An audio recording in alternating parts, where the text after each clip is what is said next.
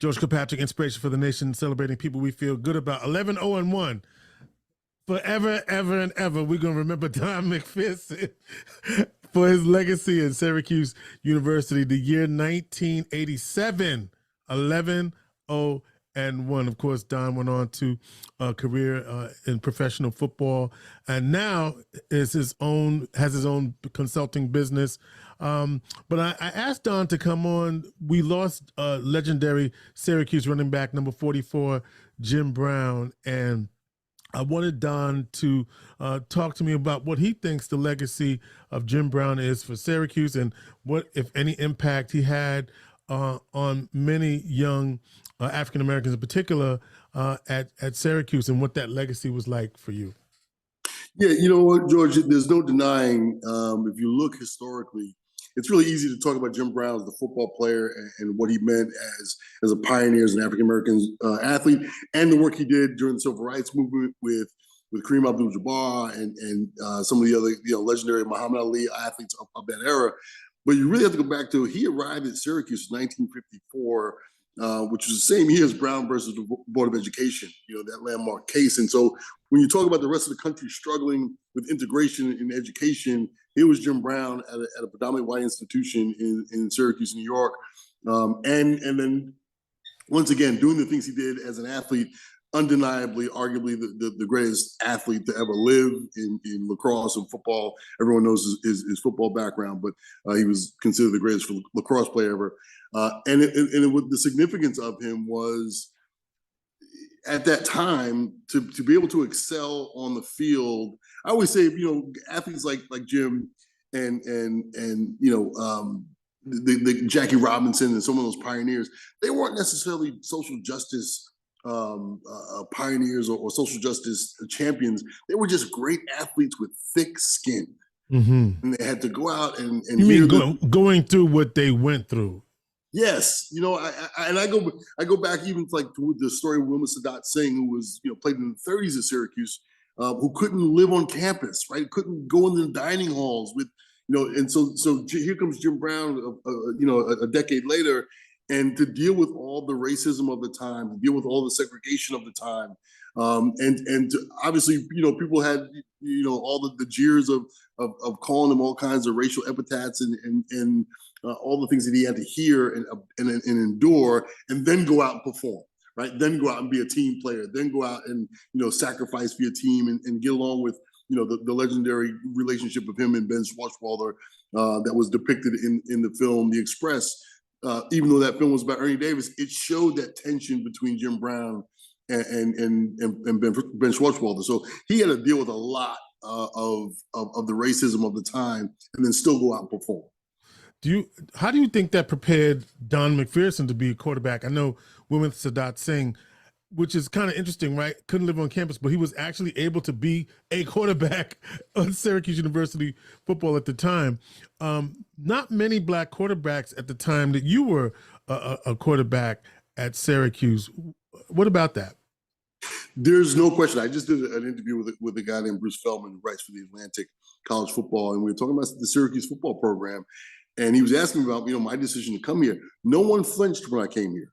All the other schools that I was being recruited by and I was talking with, they hemmed and hawed about what position I was going to play. And I was asking, I was very outspoken about it, asking them if they ever had a black quarterback. And the answers were always mixed. At Syracuse, there was no question about it. That history of Sadat Singh, the history of Jim Brown, Ernie Davis, and Floyd Little, that history paved the way for guys like me to step on campus here and come into the community and not be questioned, my leadership not be questioned, my position as a quarterback not be questioned, and that's I definitely stand. And John Mackey would always say this, on whose shoulders he stood. I stood on the shoulders of all those men, those black men who came to Syracuse and were able to compete and thrive as students and athletes. Jim Brown was somebody who would, and there's some other stuff, there's some other history with Jim Brown, and we acknowledge that, especially in the work that you and I do. Yes. And we understand that, and that's also part of the narrative. And the New York Times, actually, when they did their obituary, that was their lead, headline. He had some issues that were problematic. But one of the things, I did meet him a couple of times as part of the Syracuse University coming back together. You know, Robert Hill, Horace Smith, Larry Martin, all of these folks who were instrumental in bringing that together. Robert Hill particularly bringing Black and Latino alumni back to the campus to obviously to raise money for the campus. But Jim Brown was somebody that would always come back. And there was one time, Don, where he needed a ride from the campus, from the main campus to the South Campus, and I happened to be the one to take him from the campus. And, you know, we briefly talked on the way there. And I remember, I think I had this conversation with him about books. Somehow we got into books because, you know, he was really about change. At that time, he was running his American organization, which was going into the prisons and really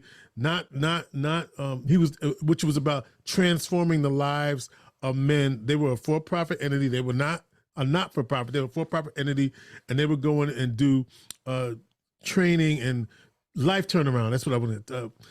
Yeah, they would turn the lives around, and they would go all over the country and do that. And my one thing that he said to me is that someone said that one of the most important books was the autobiography of Malcolm X. That is a book that every person should read. And I said, "Dude, what do you think of that?" He said, "Well, what do you think of that?" And so then we had a little dialogue. So I had to answer first before he would give me his answer. But I always thought of, here's somebody who didn't have to come back, and, you know, of his stature, and he came back and mingled along with John Mackey, especially, and really contributed to that experience of coming back to the community, coming back to Syracuse University. And so I thought of you, and I thought of others who, as you say, live on that legacy, individuals like that who've paved the way. Yeah, and you know, you mentioned Mackey.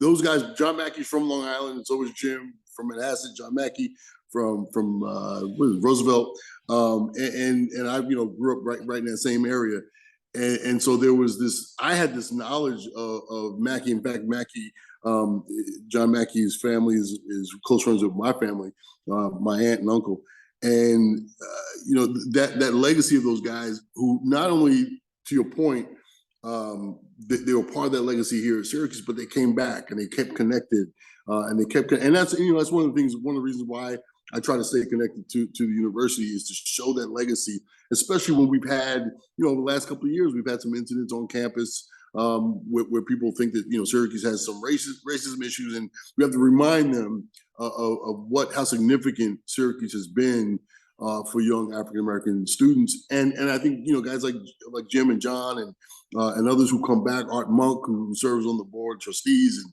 you know, those guys who come back are reminders of that rich history of providing opportunities. And I go back, you know, I always say that, you know, we had a Heisman Trophy winner at Syracuse University before the SEC had a Black player.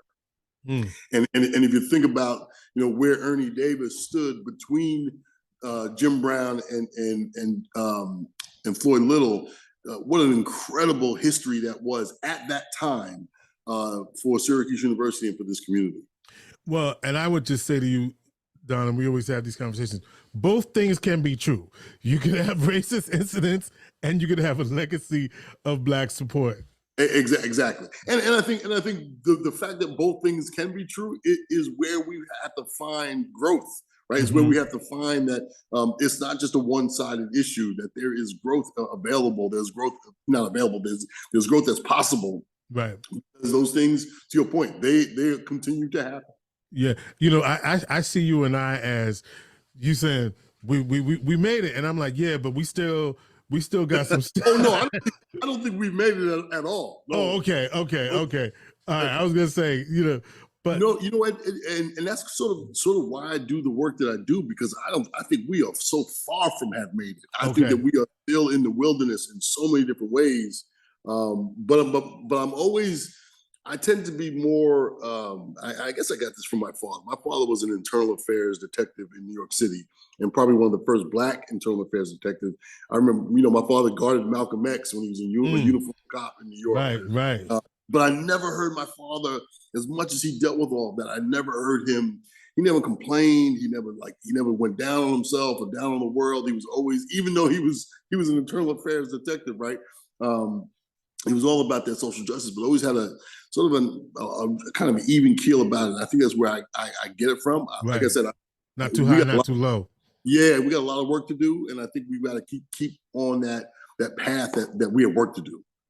Some of the work that you've been doing, obviously as an author, as a trainer across the country, doing work with Jackson Katz, Mentors in Violence Prevention, yes. And then you did your own thing, Athletes in Action.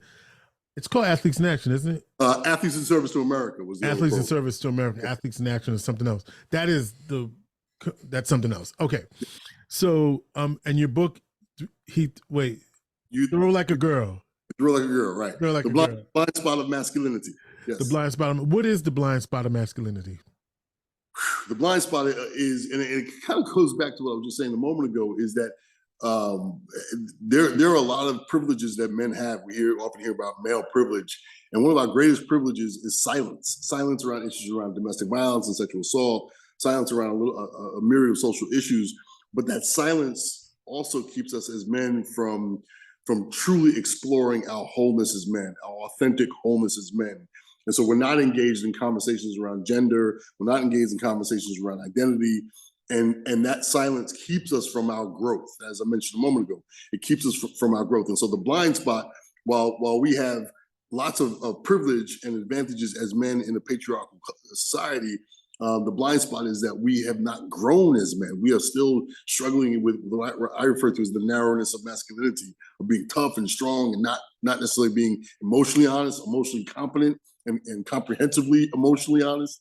And so those are some of the blind spots of masculinity.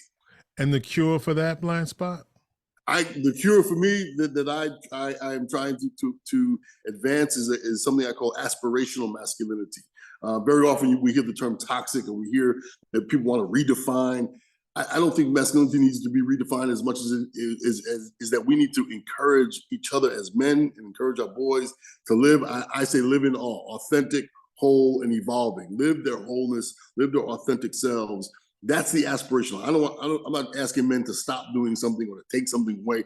It's what do I want for you? I want you to live loving, caring, egalitarian relationships. And when I talk about relationships with men, it's not just relationships with an intimate partner, but relationships with each other. How you and I talk when we talk to each other, have those conversations, that to be honest with each other and to encourage the best of each other, and to allow each other to live in that authentic wholeness. That's part of what I think is the cure, is that aspirational masculinity. So much as I want to go back to what you said about this idea of toxic masculinity and what that looks like, or what that appears to be. And you have a conference coming up on June 8th, and I want you to, I'm sure that conversation will take place there. So why don't let's set that question within the conference you're going to do, and then I'll finish the part that I want to ask about that. Okay. And you mentioned Jackson Katz. He and I were at a meeting yesterday in Washington, D.C. with a group called Equimundo and Futures Without Violence. And the conference was on Equimundo's research on the state of American men. Okay. And how American men are struggling in a variety of different categories. Richard Reeves, the Brookings Institute scholar, wrote a book about it called Of Boys and Men recently, about the struggles of men in education and healthcare and opioid addiction and drug addiction, all the different ways in which men are struggling in society. And so the conference that I'm doing on June 7, 8, 9 is on aspirational masculinity. I'm partnering with the New York State Coalition Against Sexual Assault, the New York State Coalition Against Domestic Violence, to bring together some of their practitioners who are already doing work in their local communities. And everyone's been trying to, just like the work of Equimundo in the meeting yesterday, how do we engage men in an ongoing dialogue? And people will call it different things. They'll call it healthy masculinity. Again, that's what I refer to as aspirational. It's how do we engage men in a positive conversation about masculinity that's sustainable? And that's the whole purpose of the conference, is to create that sustainable conversation. Where will it be? Will it be online? Will it be? It's going to be on campus at Syracuse University, at the Sheraton on Syracuse University. If you go to my website at donmcpherson.com, you can go to the Aspirational Masculinity page, and all the information on the conference is there. donmcpherson.com. And toxic masculinity has been described as misogyny, mistreatment of women, sexual assault, domestic violence, men asserting power over women. So with that being said, a lot of men, when they hear that, get turned off by that term. There's a guy somewhere, there's some guy who's like popular because he promotes this stuff. Who is this? Andrew Tate is yes, the one. Yes. As a rejection, and he has a lot of followers, a lot of people who are a lot of men are like exhaling towards that message. Oh, finally somebody speaking up for regular guys. So how do you with this aspirational masculinity, I want to really hone in on how does the regular guy not fall into the trap of an Andrew Tate who's basically saying, I'm rejecting all of this new age equality, let's work together kind of, or as Arnold Schwarzenegger basically said, this notion of girly men. Right. So the notion that men are struggling, as I mentioned a moment ago, is not new. I mean, you can go back to why the YMCA was created. The Young Men's Christian Association was created in the UK back at the turn of the last century because it was for wayward boys. Right. Mm-hmm. You go back to even in more recent history, you go to why the Boy Scouts were created in the about the same time. And then in the last 30 years, the Promise Keepers was an organization created by an old football coach, Bill McCartney, in the University of Colorado, because men were struggling with their jobs, leaving with the steel industry in Middle America, struggling in the coal mining industry, and all the ways in which men were struggling. Men being held accountable in divorce court in the 60s and 70s, all of a sudden losing custody of their children, all those kinds of things that were happening. Men were struggling, and the Promise Keepers were an organization that was helping men 30 years ago. And so the fact that boys are struggling and men are struggling now is no different. We're going through the emergence of a global economy. We're seeing all the sort of division in so many different ways in which LGBTQ plus and women and people of color and immigrant community, all those different ways in which white men in particular in the U.S. are losing or feel like they're losing their power, right? Losing their place in society because of this sort of globalization of our society. And so and what we haven't done is we haven't had a movement, we haven't had a discussion about how do men evolve. I said a minute ago, part of that blind spot is men are still saying, hey man, I'm the Andrew Tate, I'm gonna be tough, I'm gonna be strong, I'm gonna take care of mine, right? That kind of mentality has not allowed men to grow and evolve. And because of that, the problems that we've been dealing with men's behavior with regard to, as you mentioned, domestic violence, sexual assault, the misogyny, all of that, the homophobia, all of that, we refer to as toxic masculinity because that's the only form of masculinity that we talk about. And I remind people that before we talked about toxic in terms of masculinity or relationships, we most often talked about toxic with regards to garbage and waste. You remove toxic waste from garbage. You separate it. Yes.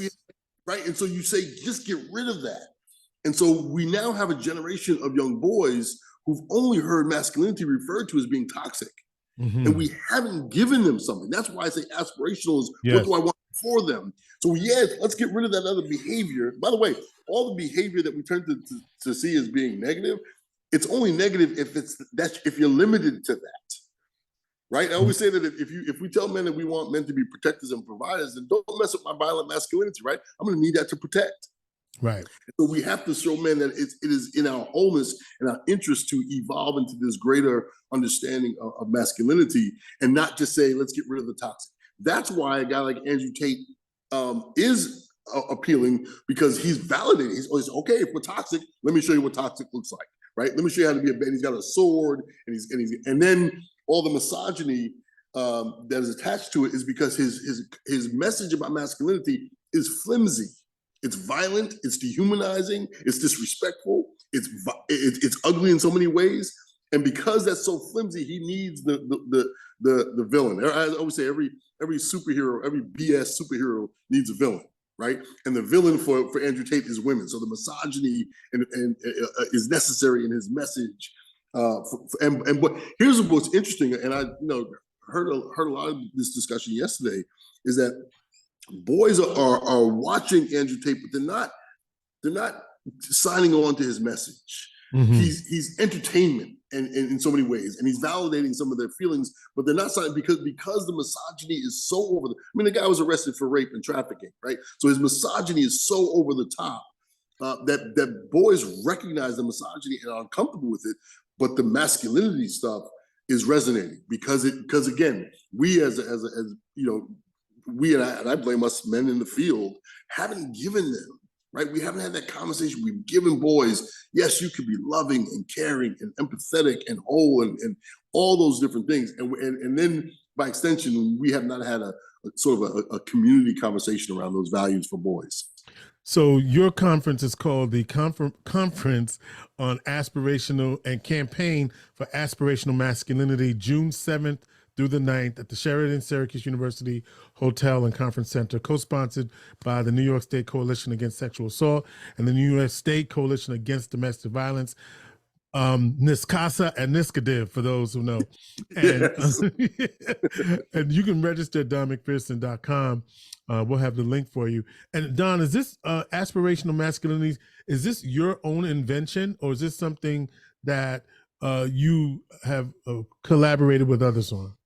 It is in a lot of ways. I don't want to say my own invention. I've been inspired. I've learned from so many people like yourself, like the work that you've been doing and folks have been doing at Vera House and organizations like this.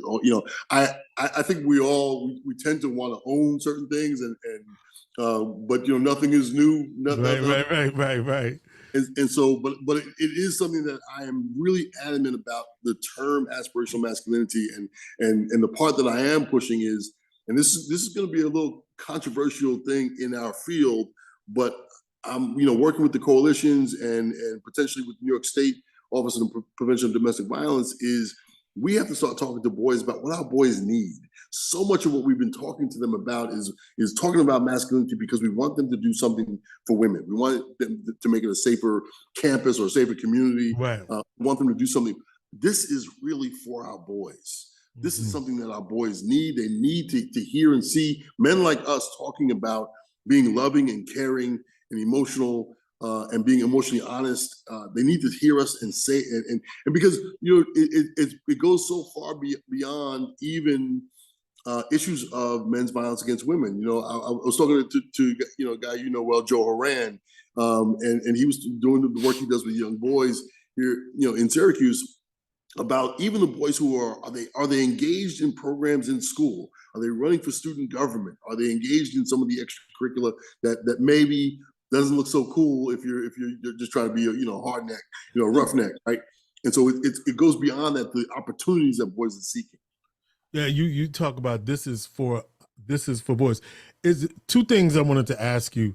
Is there room in this conversation for men who are identifying LGBTQ, and how do we make room in aspirational masculinity for that? Because for many, the truth is that is seen as a threat to what we call traditional masculinity. I ask that because how are we going to be aspirational and free if not everybody's welcome into the conversation?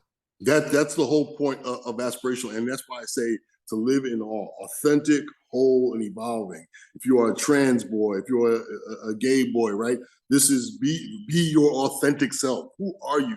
Be able to, and the whole point of the conversation that I'm trying to, and have been doing this with fraternity guys on campus and student athletes and others in different communities, is how do we, A, as individuals, live our authentic wholeness?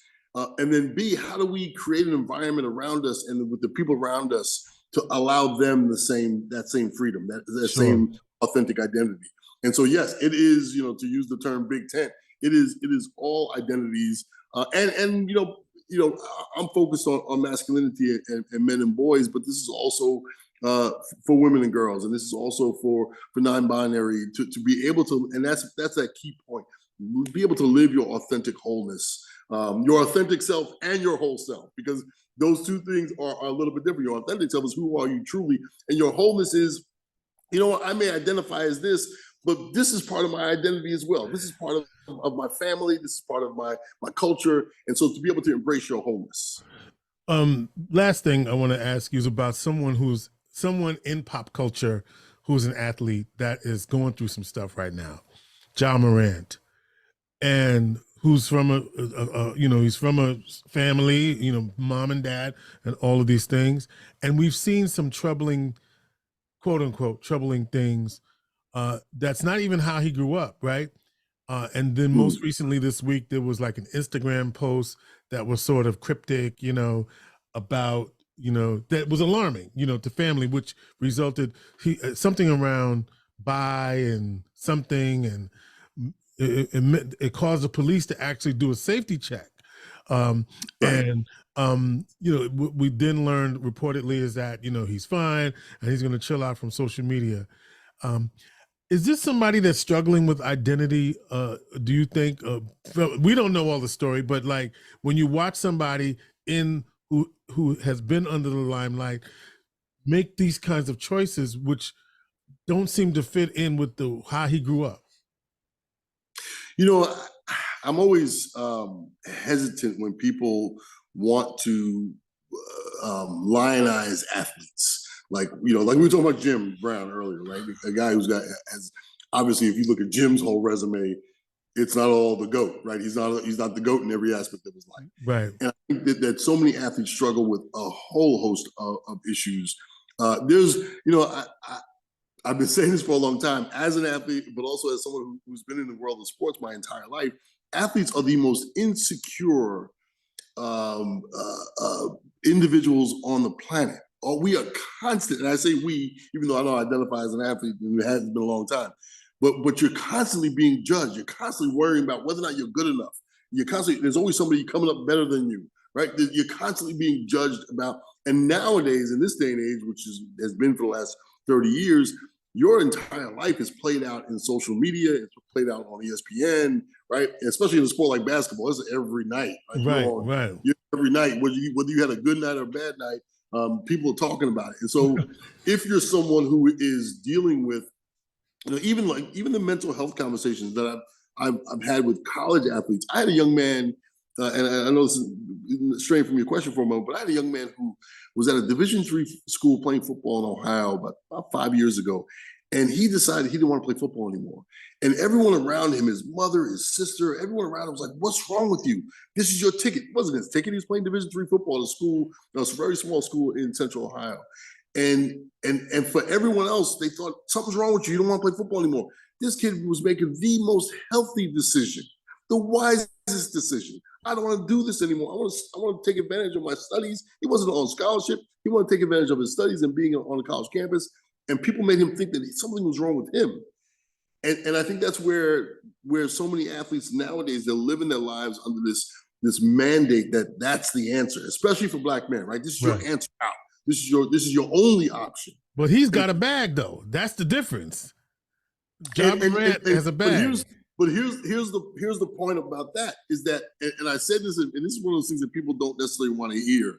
And I was talking about a very well-known politician who has a lot of power and a lot of noise. And I said, "Have you ever?" And he's a lightning rod of an individual. And I said, "Have you ever seen the man smile? And have you ever seen the man play with his son? Right? Have you ever seen the man in joy, in happiness? Right? And if you haven't, he's a man in a prison unto himself." And that's not a happy place. No matter how much money he has, no matter how much power he has, no matter how much success he has, if he doesn't have that joy in his heart, if he doesn't have that love in his heart, what is he? And that's always not an easy thing to convey to people, because like you said, like, well, he's got money, he's got fame, he should be okay. But that's why a lot of guys, and I this is where the blind spot of masculinity came from. When I, about 3 years ago, when I published my book, I had a list, and the list is longer now, of 33 guys I knew playing football who were dead. Mm. Six of them were suicides. Guys who had all kinds of identity and stardom and fame and privilege, but they weren't happy in their soul, right? And they were dealing with different issues. And because they were famous, they couldn't show that weakness. Because they were athletes, they couldn't show and say, "This is the blind spot." You're right. They couldn't say, "I need help. I'm struggling. I don't know how to do this. I don't feel comfortable in this." I was that way. I didn't feel comfortable. I'm still not comfortable being a public person. I've gotten used to it. I've found ways to navigate that, but I'm not comfortable with it. It is. When I come home after a day of being out and being on, I crash. I have an emotional crash. Right? And I know what you mean by being on. I know exactly what you mean by that. Yes, right. And you can't, and so you have to, and so when I come home from that, I have an emotional letdown, and it is one that reached. I mean, I have gone. Derek Atkins won the gold medal. He's an Olympic sprinter, a hurdler, from my hometown, and in 1996 won the gold medal in the quarter-mile hurdles. And I remember talking to him. He was very outspoken about his depression. He said the night he won the gold medal, he laid in his bed with his gold medal in his hotel. And he went to Georgia Tech, won the gold medal in Atlanta at the Olympics, and laid in the bed with the gold medal and cried and cried himself to sleep because he came down from this extraordinary high and his public persona and being on came. And I when he said that, I remember feeling, wow, thank you, because you just helped me understand a piece of myself that I have always dealt with as an athlete and even as the work I do now. So it is. We often don't understand when a guy like you're talking about, who has got a lot of fame, but you don't know what he's truly dealing with. Yeah, it's interesting, and I guess I brought him up because you see a young man that seems to be playing with fire, right? You got all of this, and it's seeming that you're throwing it away to be around the way, right? With folks that once your stuff. If you don't have what you have, are they still going to be around you? Maybe they will, maybe they won't. And I guess I'm looking at how with somebody who has, again, I go, you got a father, you got a mother right there. You ain't the story. You're not from you're from a privileged background. Why are you playing as if you're from the hood? Why are you putting? Oh, wait a minute. Like, why are you putting that mask on for what? Right. So I guess I'm saying that I see all of this as part of what are you trying to prove? And maybe that's what it is. Maybe I'm trying to prove that I'm hard, I'm out here, I'm street, so I could be more authentic and I guess who can get to that, brother? It's not to be more authentic. It's almost to be more fake in the facade. It's in the mask. Right. Well, I'm saying, how do we get to this brother to let him know he don't have to be all of that to be okay? That and George, that's the part where I talk about living in awe, living your authentic self, and that's gonna require. This is not something that we can do as individuals. That's gonna require people around him. Right. To encourage him to say, one of the beautiful things at my age with my former teammates from so many years ago at Syracuse and other places, but my guys here at Syracuse, every time we talk to each other, the first thing out of our mouths is, "How are you doing? Do not BS me. How are you feeling? How's your body? How are you emotionally? Are you taking care of yourself?" Because we know how we've all lived with that mask. Listen, I'll give you a perfect example of that, right? So people ask me I've recently had major surgery. I've been talking about it, total knee replacement. And when people ask me, I want to say I'm good, but you know what I've been saying? This pain is excruciating, and I'm dealing with this. And why didn't y'all tell me this is what it really was, right? But it's like a rethinking, because your instinct is to say, I'm good. That's right. I'm like, nah, I ain't good, yo. I ain't good. and asking that question, when I've asked you that question, because I text you the day of your surgery, I'm like, how you doing? Like, right? What did I say? You said, you know what you said? You said, thank you for asking. Right? Yeah. Yeah, you was a little better, but you said a little better, but thank you for asking, right? Yes. And the question was a sincere one. I don't Yes. want you to be, I'm fine. Man, you just had surgery. I know you're not fine. No. no. But but getting better. You know what I'm saying? I was about to say, that's the thing that we have to do is we have to ask, and we have to mean when we ask it. Yeah. And we have to listen to really hear someone say, "Hey, I'm doing okay," or "Hey, man, you know what? I'm struggling a little bit." Like, yes. No, for real. All right, listen, we had a great time here today.